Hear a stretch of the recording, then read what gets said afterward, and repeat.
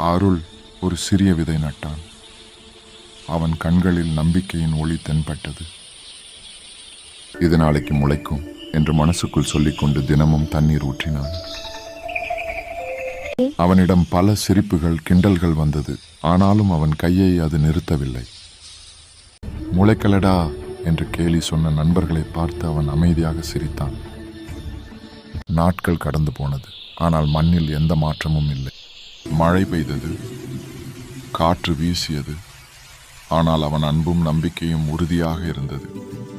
அவன் தாய் அவனை கண்டு பெருமிதம் கொண்டார். அவனை ஆறுதல் செய்தார். நாட்கள் கடந்து போனது. அவனது ஆசை அதிகமானது. ஒரு காலையில் மண்ணிலிருந்து சிறிய பச்சை முளை தோன்றியது. அருளின் முகத்தில் ஒளி மலர்ந்தது. அவன் குரலில் மெதுவான நன்றி. நேரம் சென்றது. முளை மரமாயிற்று. அவன் பொறுமை வெற்றியானது. விதை முளைக்க நேரம் எடுக்கும். கனவும் அதே மாதிரிதான்.